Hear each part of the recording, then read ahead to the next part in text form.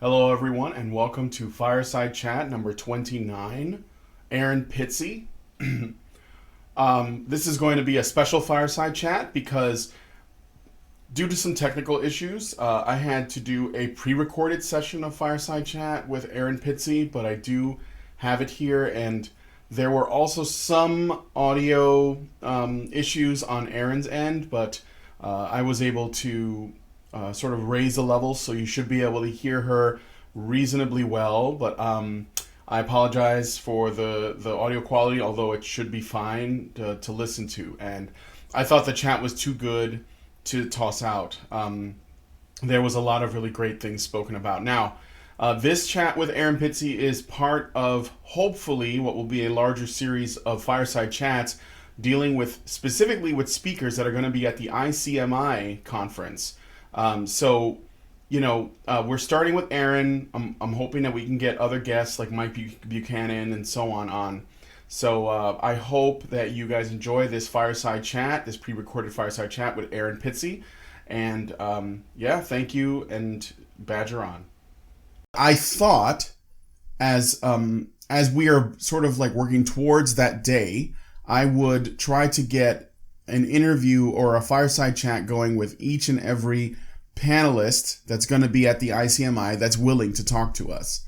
So, so that's why I started with you, because you're the keynote speaker. But I'd also like, talk to Mike Buchanan, and I think he's going to be there, and a few others. Mike is the one who set it up this end. Mm-hmm. He's the instigator of the conference, and in tandem with Paul Elam from The Voice for Men. Mm-hmm. So it's a sort of, and people are coming from all over the world. Oh yes, and I'm hoping to go myself. It's just a matter of the whether or not the funds will happen. Yeah. But I do know that Karen will be there and a couple of the other Badgers. So, and we're going to be taping the event because this sort of thing needs to be recorded, and it's historical. Yeah, exactly. It's been 40-something years coming, hasn't it? Mm-hmm. So let's because there are people who watch our show that may not know who you are, because maybe this is the only channel to subscribe to. Let's get into a bit of your history. So you've been doing this for a long, long time. So can you tell me a bit about yourself, how you started, what you did in the I don't know, how far back does it go, the 70s, 60s? It began in probably 1969, when I was a housewife with two children and a couple of dogs, and I was beginning to write about the new women's liberation movement, which was coming from America. And I remember reading the Guardian newspaper, which was left-wing anyway, and being absolutely electrified at this moment when women writing like Jill Tweedy, who was very much in the forefront of all this, was writing about this huge new movement that would create equality between men and women. And what we had to do was to join this movement. In England, you paid £3.10 to the office, which was in Shaftesbury Avenue in London, and then you joined, and then the next step you took was you were given an address in your area. You were to go to that address, and there would be a woman there convening a group in your area. So I went along, and to show how out of touch I was, I bet that was the first time my husband had ever been asked to babysit the children. So I went along, really absolutely enthused. And the woman opened the door of her very middle-class posh house and asked me to come in. And as I was going up the stairs, I kept seeing Chairman Mao posters. So when I got up to the sitting room and saw other women sitting around, and she asked me why I'd come to the meeting, and I said, well, because I was lonely and isolated with my children, because my husband at that point was in television, was away an awful lot of the time. And I was hoping that there'd be a movement that had already promised in print that women would no longer compete against each other, they would help each other, sisterhood would be powerful. And full of all this goodwill, I looked at her and she said, but your problem isn't that you're isolated and lonely. Your problem is that your husband oppresses you. And I just remember looking at it and saying, but hang on a minute, he pays the mortgage, so I have the privilege of being able to stay home with my children. Mm-hmm. And I love being at home, particularly because as a child, both my parents were violent and dysfunctional. So for me, the Mecca would be able to have your own family with your own children and be happy. And one of the differences, looking at the mileposts, that nobody realized except I did, is that at one point my parents, in 1949, had been sent to Tientsin by the Foreign Office. And just as the communists had come in, and they overran that part of China, and they were under house arrest for 3 years with my brother. And my sister and I didn't see them. We were in a convent.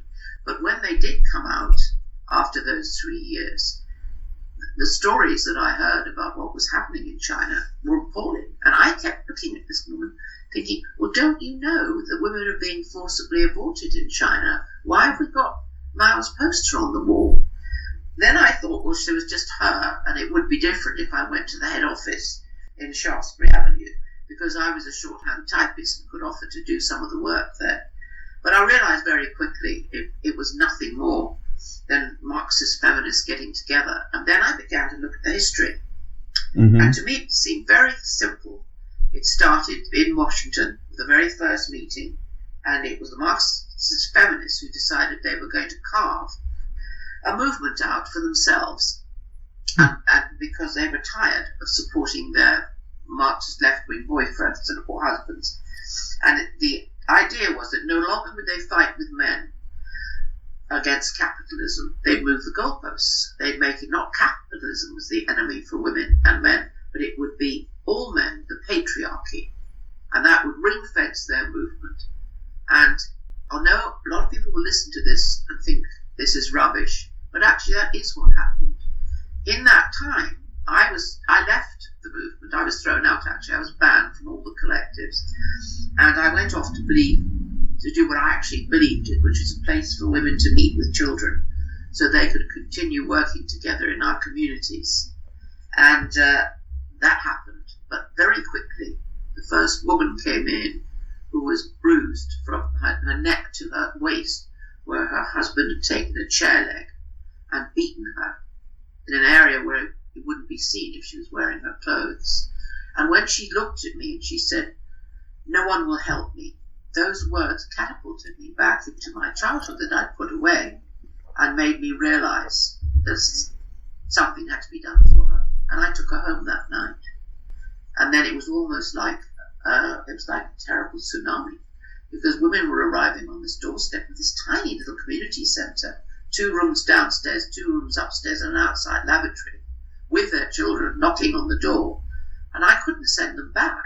So very quickly, I was in this tiny house with 56 mothers and children, and the mothers used to line up against the wall with their backs against the wall to sleep with their heads on the knees. The children, we just put them in rows on mattresses we got from the Salvation Army.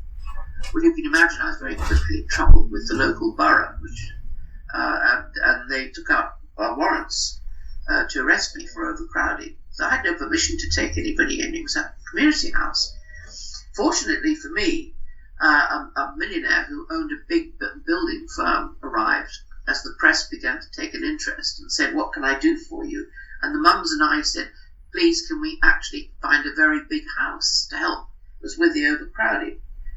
Now, this is the difficulty. There was part of me that realized, as the news got out, this whole subject of domestic violence, there were 2 things I realized. One, I was afraid that the feminist movement would come down in their big bother boots and try and grab the whole subject and convert it for their reasons.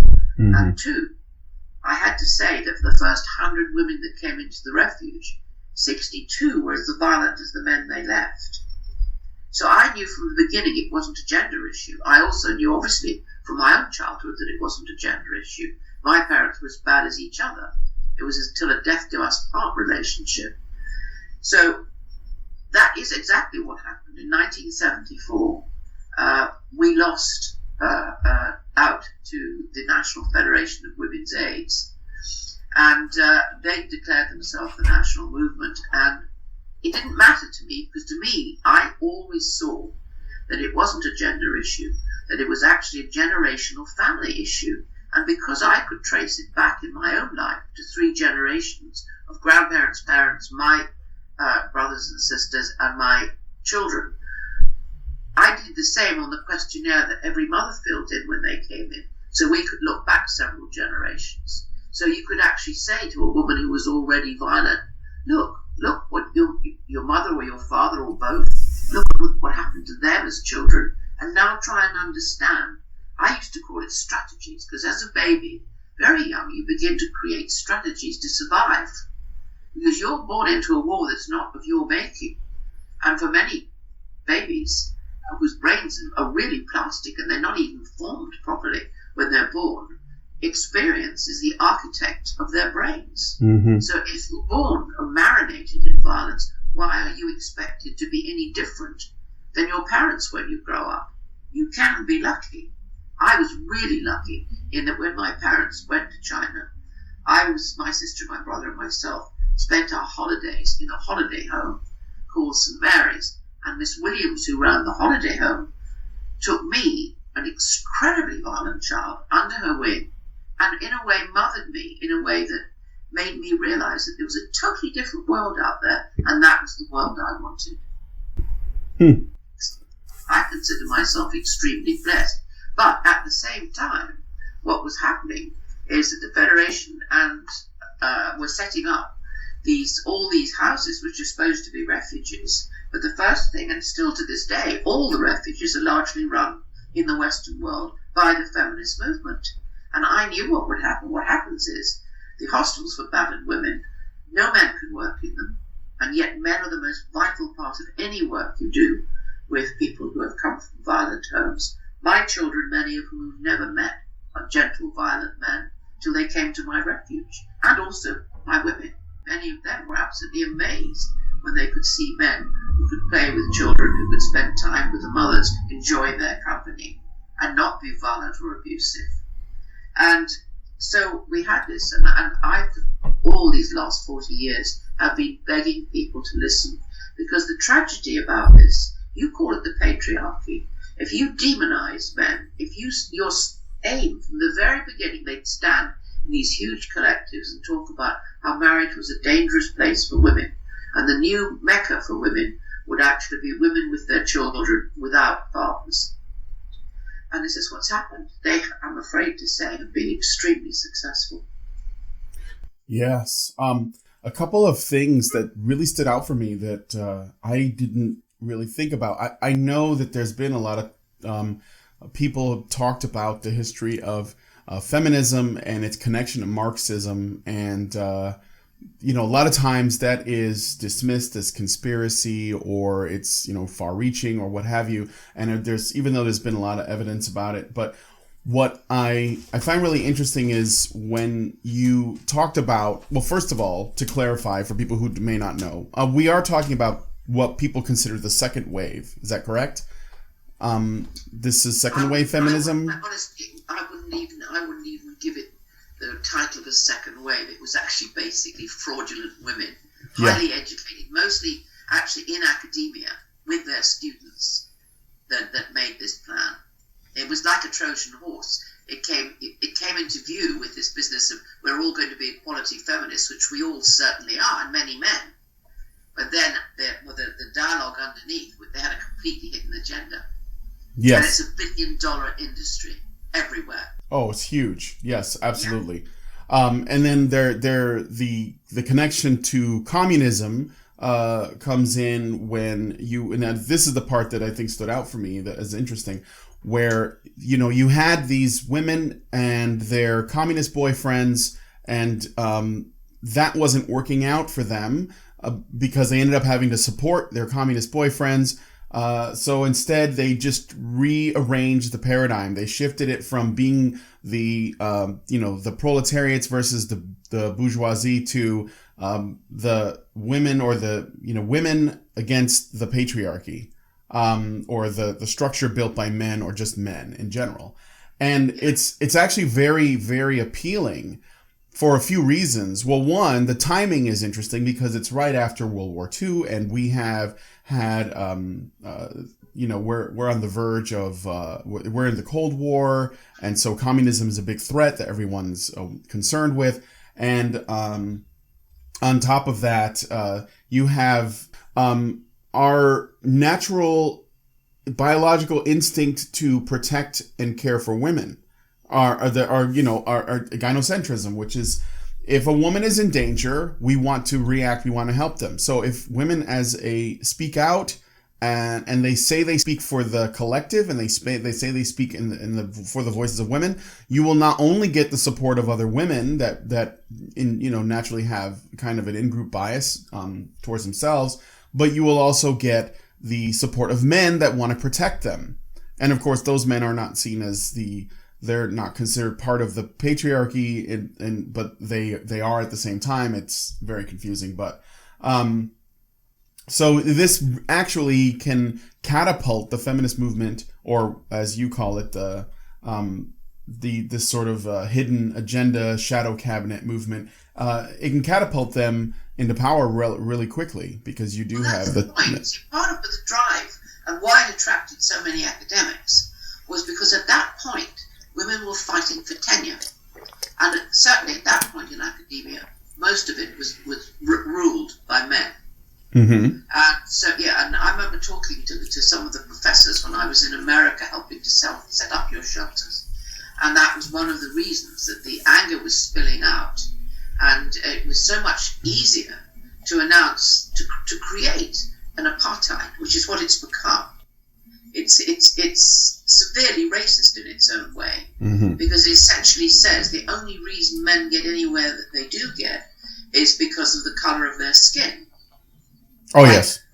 Heterosexual men, and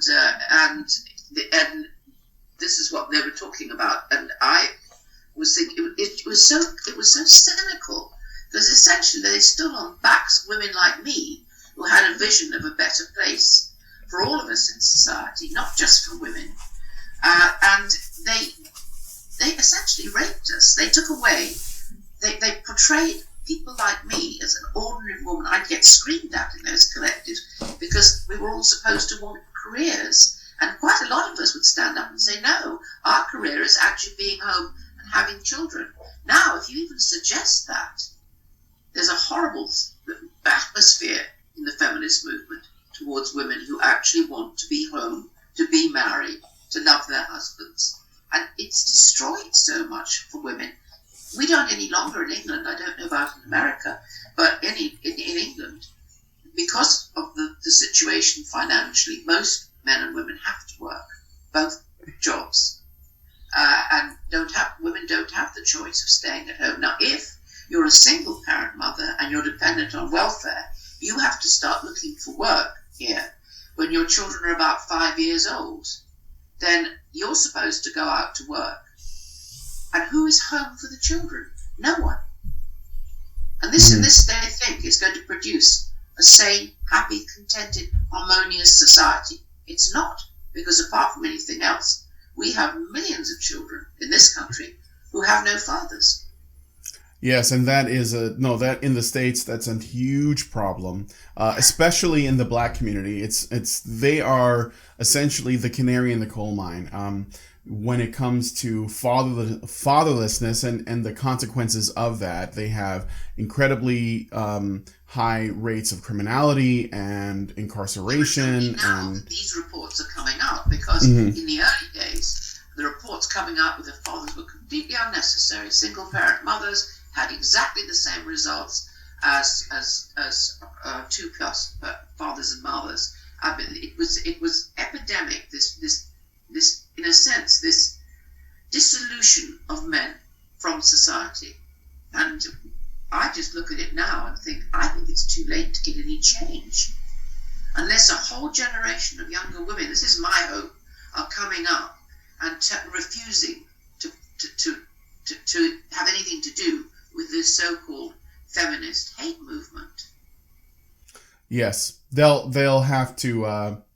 I think that if there's going to be change, in many ways, women have to be the ones to make the change. I think that's where it would have to come from, because of this single motherhood problem that we have, and how it's been like, who, and this is the thing, when you see the destruction of the family that's happened on the scale that it's happened, and the fact that, even in families where there are two parents, they both have to work in most cases. Who benefits from that? What are the industries or groups that benefit the most? And well, state benefits most because it gets to tax two people. Yes. Start. And that's partly now how it's being encouraged here.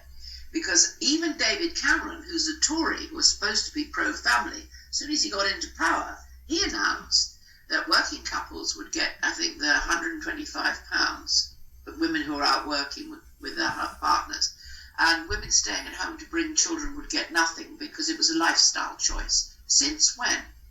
Doing the most important job in the world, which is rearing children, is a lifestyle choice. It shows how far away from reality people like David Cameron are. He also eulogized single-parent mothers and demonized fathers. He called them feckless fathers, completely ignoring the millions of men who are committing suicide, who are homeless, who have lost any chance of seeing their children. Yes, the state definitely benefits, as well as I don't have the numbers, but I would guess that the daycare industry has probably become humongous in the wake of all of this, because back before all of this happened, where you had these families that were split, where you had all this fatherlessness and divorce and so on, separation. There was probably a really small daycare industry for the few people who may have been growing up in a single parent home and they need to work. But now daycare is huge. It's probably another place where this benefits. And of course, daycare is dominated by women, as well as academia has also benefited in many ways. Schools are they're in many ways, they are another form of daycare. It's a place where we just bring our kids and leave them because we need them somewhere while we're trying to support and feed them. So I think that's another place where there's definitely benefit going. And also, I was a couple of years ago, I was teaching in a local primary school. I was helping boys learn to read because they have far bigger problems in education, as you know. And it was interesting. I could see why the problem was there. Again, one man in the entire school who was the PE teacher, and the rest of it was all women. And these boys I was teaching, they were coming up, they were 11. They were about to go to big school, and they were supposed to be backward in their reading skills. They weren't backward in their reading skills. They simply didn't, at that age, respond to any kind of discipline from women. And these boys, in many cases, are as big as the teachers who were trying to teach them. And they couldn't control them, because if you cannot sit boys down without any effort to exercise them, boys don't, their energy levels are different. And the big difference, too, is little girls mostly want to be liked. Boys don't care. And at that age, from 9 to 10 to 11, they're beginning to pull away from their female relationships with their mothers and move towards their relationships with their masculine fathers. They're beginning to develop a sense, identity of masculinity. And that's been denied them in schools. Oh, yes, absolutely. And if they go home to their mothers. Yeah, and if they don't have their fathers, and they don't have some male figures to sort of like pattern themselves after or learn about masculinity from, such as coaches and teachers and Boy Scout troop leaders or whatever, they will learn about masculinity from their peers because it's the only other place they have it. And their peers are as clueless as they are. They're just 10, 11-year-old boys too. Even in the schools, the one I taught, I only managed to stay a year because to see my kids out. But I just thought it was cruelty to boys, because essentially as far as the boys were concerned, they were continually being screamed at by teachers and shamed, because that's how teachers in bad schools deal with boys. They shame them. Yes. And that's something that people have got to stop doing. I mean, I have to deal with so many men who have such huge issues of shame just because they're men. Now, that didn't happen in my time. I'm 77 now. In private schools, that's the paying private schools, you have plenty of men teaching, and you also have a lot of sports. They've removed sports virtually. Certainly not in the primary schools. There are virtually no sports. So the boys have all this energy that's fizzing away. And when I had the school with the refuge, we had our own school. Before I even asked boys to sit down, we would run them round the school, right round the school and the grounds, 4 or 5 times till they were panting, and then they could sit down and listen. That's a great idea. Works. When I was a kid, we had recess, and it was a good 15 minutes to essentially run through the play yard or the playground. And if you did recess well, you would be pretty tired and ready to refocus, and you wouldn't be distracted. And now I don't believe recess is a thing in the United States and most schools, if especially the public ones. And instead, we just medicate. Boys are on more, Ritalin and these sort of drugs for ADHD and ADD than girls are, and it makes me wonder if it's just all like, if it's misdiagnosed, because what we're treating is boyness essentially.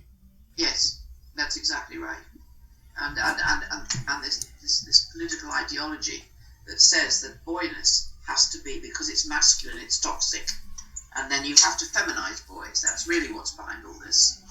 And if you feminize them, they'll be safe, like women.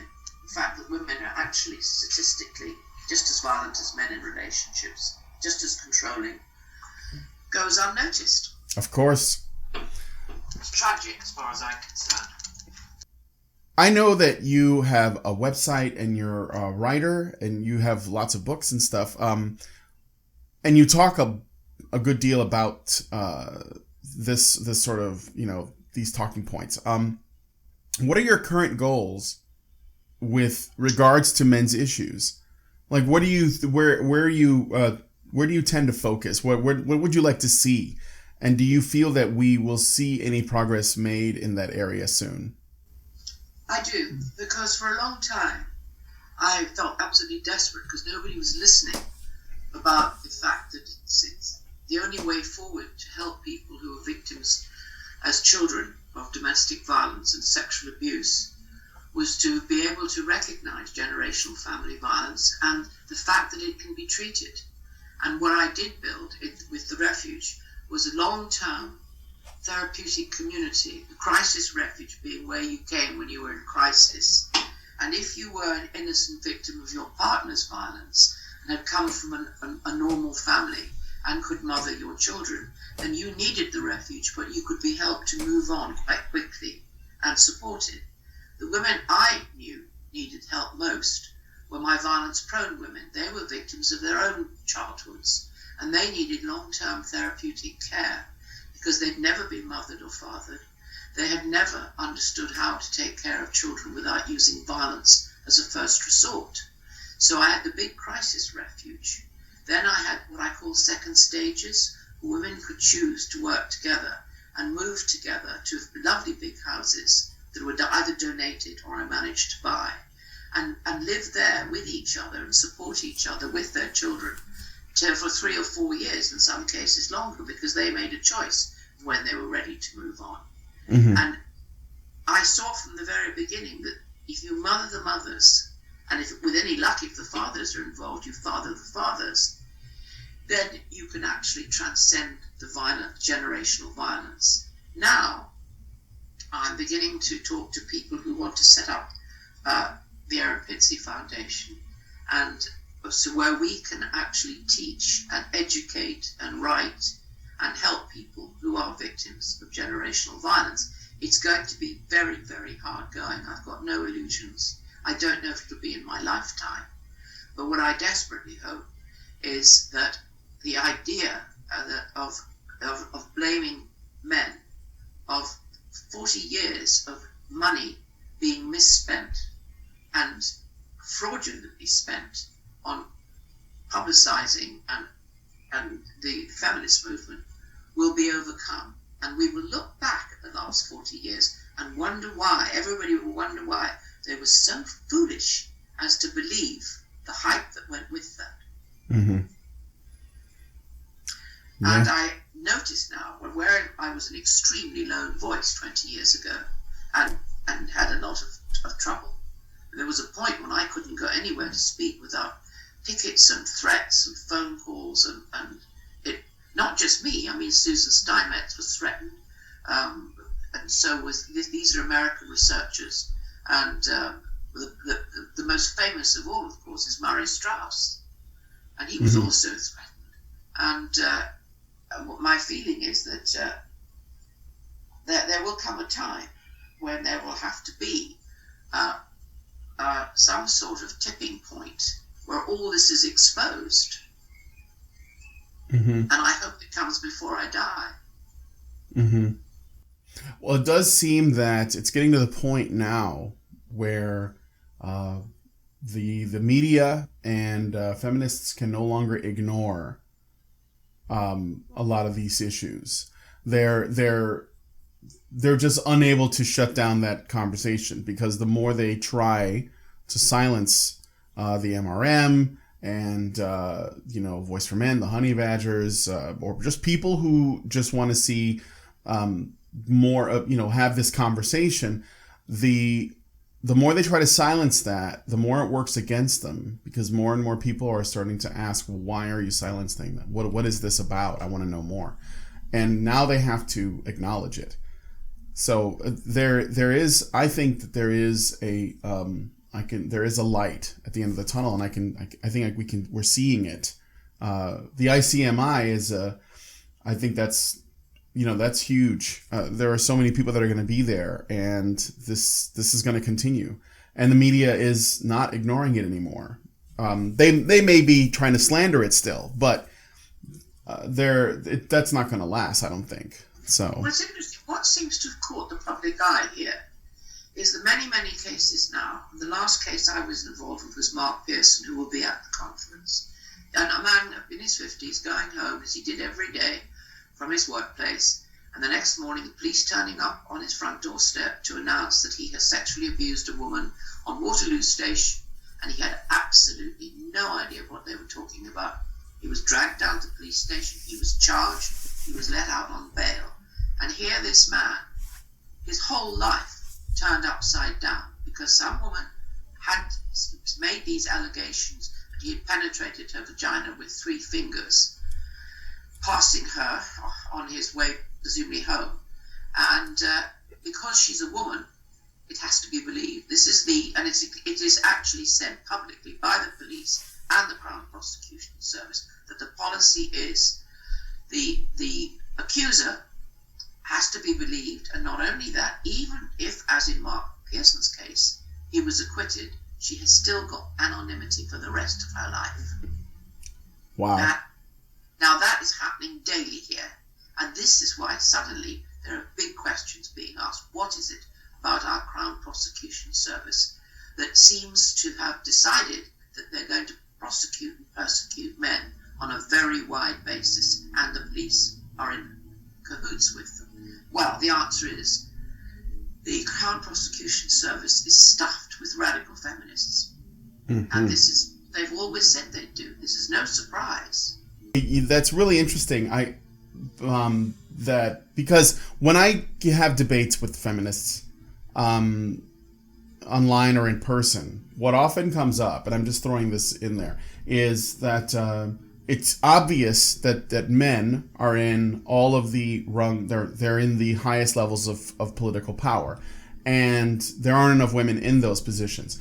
But obviously, there are powerful feminists that do control a lot of the state funded stuff, and they're not necessarily women. There's a lot of male feminists too. Absolutely. But the thing that I find interesting is I wonder if, and this might be a little bit conspiratorial, but maybe it's not that far-fetched, in order for feminism to remain relevant, it has to constantly have an enemy. It has to remain in a position of being the underdog, being the victim, being the oppressed group, the voice that's struggling to be heard, no matter how much progress it makes. So is it possible that there are feminists that are in comfortable positions of political power that are not that they're not at the highest rungs, because if they were, then it would sort of break the facade, but they're in positions powerful enough that they can have all the influence they want and still appear as though they are weaker than they actually are? Well, yes, because you have, apart from anything else, you probably have the same in America. We have here endless ongoing media information about the weakness of women, the outrageous things that are happening to women, and particularly we've just had a big series on a radio series called The Archers, where the dreadful man was abusing the poor helpless woman yet again, and we have soaps with it's all the same message, because we have a lot of that radical feminists all across the media, as journalists, as everything else. They're very powerful in our judiciary. They're very powerful. There are more women solicitors than there are men. There are more women doctors than there are men, and a high percentage of them are feminists. And it's porous. Mm-hmm. Yes. All right. So here's just a sort of lighter question. When in your writing, which do you prefer in your writing, fiction or nonfiction? Because I've noticed that you've done both, and why? Because I wrote fiction. I wrote nonfiction to begin with. I wrote the first book in the world on domestic violence, called "Scream Quietly or the Neighbours Will Hear." That's when I first opened the Refuge, and then I wrote various other nonfiction on domestic violence. By then, the publishing world was full of female editors who were feminists. So, all my books were out of print. And so I decided, okay, then we'll take it another way, and I put it all into my fiction. And for a while, I got away with it. And then I got bored. But I know. And now this next book I'm writing about, it's interesting. It's a hard book to write. It's fiction. I've gone back to fiction, and I'm basically writing about a young girl who is sexually abused by her stepfather, who becomes very, very dangerous, and a serial killer. Oh, so it's generational violence then. Yes, and it answers the question of when we just had a very big case. Chet Evans, who's one of our very famous footballers, and he got himself involved with a 15-year-old girl. She's a groupie, and ultimately he is in jail, and so he should be. I'm not in any way defending him. I'm just saying the 15-year-old is seen as a victim. Indeed, she was a victim, but also she needs help. She doesn't need to get this victim sainthood wished upon her, because if nobody gets to her to help her, she's going to end up with very dangerous relationships with other men, and that's what I'm writing about. That is actually, yes, that's a very good point. As she gets older, she's going to get other men in trouble. She could lie about her age. All kinds of things could happen.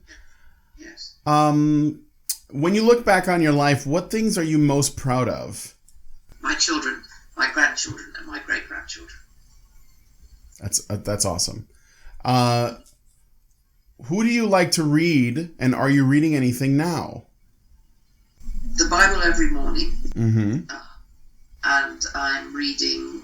Well, I'm not reading fiction at the moment because I'm writing fiction. It gets too difficult. And I'm reading... mostly biographies and letters. Mm-hmm. You get a lot of letters? No, I read letters. Oh, yeah. Writers' letters. Well, now I get lots of emails. Oh. I've got a Facebook, so that's where a lot of the people are. And that's where we have these huge discussions that we're having now. So I really value my Facebook. And at the moment, I'm just so looking forward to the conference in London, because that means I'm going to meet a lot of people I met in Detroit, put names to faces, and I'm going to feel at home like everybody else does, because we're outsiders at the moment. Yes. You talked earlier about resources, billions of dollars that were misspent or misallocated. Are being misspent. Or that they're currently being misspent, yes. What places do you think resources would be best served for men? Or women, for that matter? I think exactly the same as for women. I think there has to be a therapeutic crisis center when the relationship's in crisis. And you have to remember, most domestic violence is consensual. Both the man and the woman are violent. Mm-hmm. Sometimes it's the man, and the worst violence you see is when they're both fighting. Because the man is physically stronger than the women, but the women go for weapons. And they poison them and things like that too. Yeah, but all the same, I mean, the fact is that there needs to be therapeutic programs rolled out everywhere, so that a child who was like me, terribly violent as a child, I was extremely violent, and thank God I found Miss Williams, and she found me. Yes. And my last question. As the keynote speaker of the ICMI this summer, which everyone who's going to hear this, if you're in the UK at the time or in London, it's in London, I believe. Yes. I would recommend checking it out. Who are some of the speakers that you're looking forward to hearing from the most? Mark Pearson, because he stands for all the men who've been dragged and accused and who've had their lives ruined by the Crown Prosecution Service and the police and the false accusers who get away scot-free. Mm-hmm. That's what I most want to hear. I want to hear, gosh, there's so many. Karen Strawn. Of course. Who I love dearly, and I was very pleased to have met her. I think she's absolutely brilliant and very brave. Honey Badgers, hopefully you. And there are going to be many, many very interesting speakers. And there's one of our members of Parliament are coming. He's a great MP. He was the one who tried to have men's issues brought up on a men's day and was laughed to scorn. Oh, I remember that. What was the name of what was his name, the Parliament man? Do you remember? I think it's Brian May. I'm not sure. You have to check it. Mm-hmm. He's going to be there and he's going to be speaking. All right. Yes, I think that's going to be pretty big. If that's so, I'm very much looking forward to the ICMI. Well, Erin, was there anything else that I didn't ask, or anything that you wanted to say before we close out the call? No, I've much enjoyed it. I hope to see as many people as possible at the conference in London, and if not, another one hopefully soon. And let's make our voices heard. Yes, let's. Thanks, and we'll talk to you soon.